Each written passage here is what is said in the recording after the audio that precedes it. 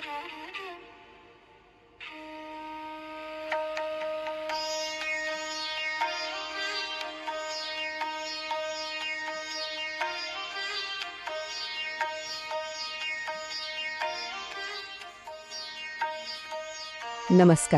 આજે આપણે એક એવા લખાણની અંદર ઉતરવાના છીએ જે આપણા સમાજની આજની જે સ્થિતિ છે ને એના પર કેટલાક બહુ ગંભીર સવાલો ઊભા કરે છે.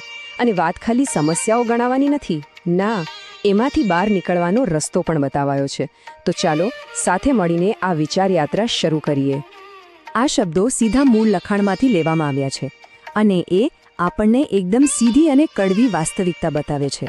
જરા વિચારો, શું આ વાત આજે પણ એટલી જ સાચી નથી લાગતી? સારું, તો લેખક આ નિષ્કર્ષ પર પહોંચ્યા કેવી રીતે? ચાલો સમજીએ. તો આપણે જે સમસ્યાની વાત કરી રહ્યા છીએ એનું મૂળ ક્યાં છે? લેખકના મતે એનું મૂળ આપણા સંબંધોમાં ફેલાયેલા જૂઠાણા અને સ્વાર્થમાં રહેલું છે. ચાલો આ અસત્યના વિશ્વને થોડું વધુ નજીકથી જોઈએ. અને આ જ છે મૂળ સમસ્યા. જુઓ, આપણા સંબંધો છે ને એ જાણે કે એક ડીલ બની ગયા છે, એક સોદાબાજી.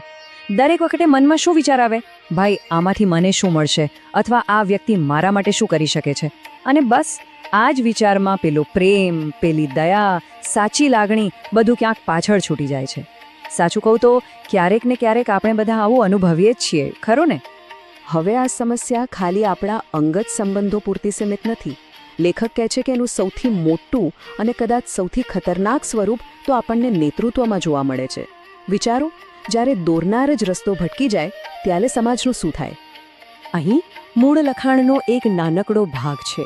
લેખક બહુ સ્પષ્ટ રીતે કહે છે કે જ્યારે નેતા પોતે જ હું અને મારોમાં ફસાઈ જાય ત્યારે એ સમાજને જોડી નથી શકતો, ઉલટાનું તોડી નાખે છે.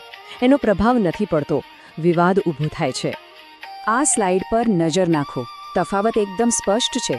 એક બાજુ છે આદર્શ નેતા જે નિસ્વાર્થ ભાવે કરુણાથી કામ કરે છે અને સમાજને આગળ લઈ જાય છે, અને બીજી બાજુ છે સ્વાર્થી નેતા જેની લાલચ આખા સમાજને અંધકાર અને દુઃખ તરફ ધકેલી દે છે. બંને રસ્તા અને એના પરિણામો જમીન આસમાનનો ફરક છે. તો પછી આદર્શ સમાજ કેવો હોય? લેખક અહીં આપણને રામ રાજ્યના વિચાર સાથે પરિચય કરાવે છે. એક એવું રાજ્ય જ્યાં બધું જ સંપૂર્ણ હોય. પણ પછી એ તરત જ એક મોટો સવાલ પણ પૂછે છે, શું આવો આદર્શ સમાજ ખરેખર બનાવી શકાય ખરો? પહેલાં તો એ સમજી લઈએ કે રામ રાજ્ય એટલે શું. આ કોઈ રાજકીય વ્યવસ્થાની વાત નથી. આ એક એવી આદર્શ સ્થિતિ છે જ્યાં ન્યાય, સચ્ચાઈ અને બધાની ભલાઈ સૌથી ઉપર હોય. એમ કહી શકાય કે આ એક માપદંડ છે જેનાથી આપણે આપણા અત્યારના સમાજને માપી શકીએ. પણ આવું આદર્શ રાજ્ય બનાવવા માટે જોઈએ શું? અહીં લેખક આપણને વાસ્તવિકતાનો સામનો કરાવે છે. એમના મતે રામ જેવો રાજા જોઈએ, ભરત જેવો ભાઈ જોઈએ, વશિષ્ઠ જેવા ગુરુ જોઈએ અને હનુમાન જેવો ભક્ત પણ જોઈએ. હવે આપણી આસપાસ નજર કરીએ તો શું આવા પાત્રો છે? આ માપદંડો એટલા બધા ઊંચા છે કે લગભગ અશક્ય લાગે છે. અને આ જ આખા વિશ્લેષણનો મુખ્ય મુદ્દો છે. સમસ્યા સિસ્ટમમાં કે કાયદાઓમાં નથી, સમસ્યા આપણામાં છે, લોકોમાં છે. જ્યાં સુધી આપણામાંથી દરેક વ્યક્તિ આ ગુણોને પોતાનામાં ઉતારવાનો પ્રયત્ન નહીં કરે ત્યાં સુધી રામ રાજ્ય જેવો આદર્શ સમાજ તો ખાલી એક સપનું જ રહી જશે. મતલબ કે બદલાવ બહારથી નહીં, અંદરથી આવવો પડશે. તો જો સમસ્યા આપણા બધાની અંદર છે તો એનો ઉકેલ પણ ત્યાં જ હોવો જોઈએ, બરાબર ને? બસ અહીંથી આખું વિશ્લેષણ એક નવો વળાંક લે છે. લેખક આપણને બહારની દુનિયામાંથી આપણી અંદરની દુનિયા તરફ લઈ જાય છે. સમાજને બદલતા પહેલા જાતને બદલવાની વાત કરે છે. આ સવાલ તો આપણા બધાના મનમાં ક્યારેક ને ક્યારેક ઉઠે જ છે. જો દુનિયામાં આટલી બધી સમસ્યાઓ છે, આટલી બધી અપૂર્ણતા છે, તો પછી સાચું સુખ, સાચી શાંતિ મળશે ક્યાં? શું બધું છોડીને બેસી જવાનું? લેખક કહે છે, જરાય નહીં. જવાબ બહાર શોધવાની જરૂર નથી, એ આપણી અંદર જ છે. આ વાક્ય આખા વિશ્લેષણનો સાર છે.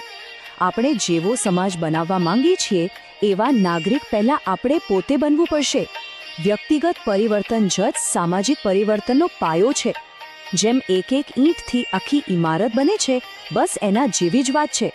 પણ આ વ્યક્તિગત પરિવર્તન આવે કઈ રીતે? શું એના માટે કોઈ ચોક્કસ રસ્તો છે? તો હા, લેખક ખાલી સમસ્યાઓ અને સિદ્ધાંતોની વાત કરીને અટકી નથી જતા. એ આપણને એક પ્રેક્ટિકલ સાધન પણ આપે છે. ચાલો જોઈએ એ શું છે. મૂળ લખાણની અંદર એક મહામંત્રનો ઉલ્લેખ આવે છે. લેખક એની આંતરિક પરિવર્તન માટેનું એક ખૂબ જ શક્તિશાળી સાધન ગણાવે છે. હવે આ કોઈ જાદુ ટોણાની વાત નથી, આ તો આત્મવિકાસ માટેનો એક વૈજ્ઞાનિક માર્ગ છે. અને આ મહામંત્ર એટલે બીજો કોઈ નહીં પણ સુપ્રસિદ્ધ ગાયત્રી મંત્ર. લેખકના મતે આ માત્ર એક શ્લોક કે પ્રાર્થના નથી. આ એક એવી પ્રક્રિયા છે જે આપણી બુદ્ધિને તેજ અને શુદ્ધ બનાવે છે અને આપણી અંદરની જે સકારાત્મક શક્તિઓ છે તેને જગાડે છે. પણ સવાલ એ છે કે આ મંત્ર કામ કઈ રીતે કરે છે. જો લેખકના મતે એ બે મુખ્ય શક્તિઓને જગાડે છે. એક છે જ્ઞાન શક્તિ, એટલે કે શું સાચું છે અને શું ખોટું એ પારખવાની બુદ્ધિ, અને બીજી એટલી જ જરૂરી ઈચ્છા શક્તિ, એટલે કે જે સાચું છે એના પર ચાલવાનો દ્રઢ સંકલ્પ. અને જ્યારે આ બંને શક્તિઓ ભેગી થાય છે ને ત્યારે પેલો સ્વાર્થ, ગુસ્સો, ભ્રમ આ બધી નબળાઈઓ આપોઆપ ઓગળવા માંડે છે. યાદ છે આપણે શરૂઆતમાં જે સમસ્યાઓની વાત કરી હતી? આ રહ્યું એનું મૂળભૂત સમાધાન. તો આખું વિશ્લેષણ આપણને આ એક શક્તિશાળી વિચાર પર લાવીને ઊભું રાખે છે. શું ખરેખર દુનિયાને બદલવાની શરૂઆત અરીસામાં દેખાતી વ્યક્તિથી જ થાય છે? શું હવે સમય આવી ગયો છે કે આપણે બહારની સમસ્યાઓ માટે બીજાને દોષ આપવાનું બંધ કરીએ અને પોતાની અંદર થોડું ઝાંખીએ? આ સવાલનો જવાબ આપણે દરેકે પોતાની જાતને પૂછવાનો છે. આ ચર્ચામાં જોડાવા બદલ આભાર.